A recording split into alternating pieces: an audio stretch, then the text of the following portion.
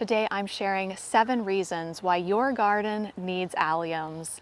It's currently mid-May in my Pennsylvania garden, and although the tulip show is drawing to a close, the alliums are able to take the blooming baton and lead my garden into summer. And that's my #1 reason I love having alliums. It's because of their bloom time. Most alliums start to flower in late spring and they continue to bloom throughout the early summer. Here they start to bloom in very late April, they bloom the entire month of May and then begin to peter off around mid-June. The earliest ones to bloom in my garden are Purple Sensation and the one you see right next to me called Gladiator.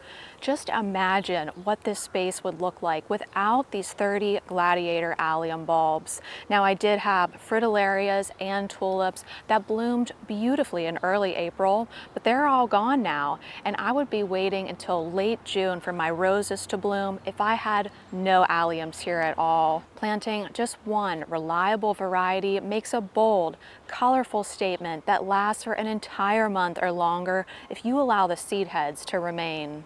The second reason to plant alliums in your flower garden is because of the wide variety of cultivars there are to choose from. There are more than a dozen garden-worthy species that flower from spring all the way through the fall. Short alliums like Allium schubertii are perfect for rock gardens or lining a wall. Others, such as Allium Mount Everest, are the ideal height for a mixed perennial border. Some alliums can reach 4 or even 5 feet tall. Others top out at just 6 inches. This is why it's important to match the type of allium with the planting location. Alliums on the shorter side, such as Graceful, Christophii, and Schubertii, can be planted near the front of a flower bed where they're easy to admire. On the other hand, Purple Sensation, Pinball Wizard, and other mid-height types look best in the middle of a flower border, and the tallest ones, such as Ambassador and Gladiator, like the one you see behind me, are ideal for the middle to back of the border. Here's a height comparison for you. Right next to my Butterscotch Amsonia, I have a planting of approximately 6 Pinball Wizard alliums, and right behind me, next to the Cotton Candy Thalictrum, I have 4 Gladiator alliums. Now let's move on to #3. The third reason your flower garden needs alliums is because they're problem-free. Deer, voles, chipmunks, and squirrels have no interest in eating alliums, and problematic insects like 4-line plant bug, thrips, and Japanese beetles don't bother alliums. However, bees and butterflies love their nectar, and you'll be sure to see butterflies up close if you plant them next to an outdoor seating area.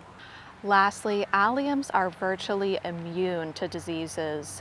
Living in a humid climate means that bacterial and fungal diseases are my constant companions, but alliums are never bothered by our common problems and always look healthy and beautiful. The fourth reason why you should plant alliums in your flower garden is because they're easy and reliable. Like most flower bulbs, alliums are born to bloom, and they need no special care. Plant them in the fall along with your tulips and daffodils and enjoy the spectacular purple, pink, and white flower show throughout the month of May. Most species thrive in zones 4 through 8 and will return to bloom again each spring for years to come.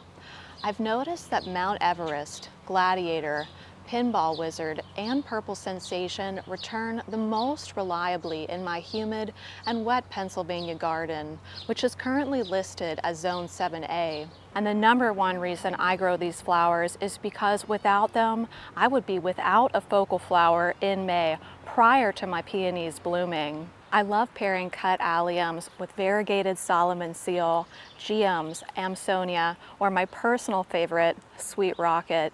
Now, I was hesitant to sell vases featuring alliums as the focal flower at my flower stand.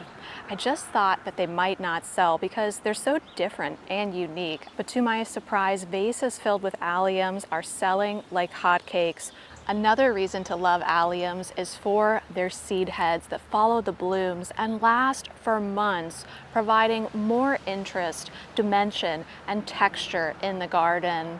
Now, don't worry about deadheading these blooms. Consider leaving them in the garden to enjoy the structure that they add to a space. All alliums, no matter what their bloom color, will turn green after flowering.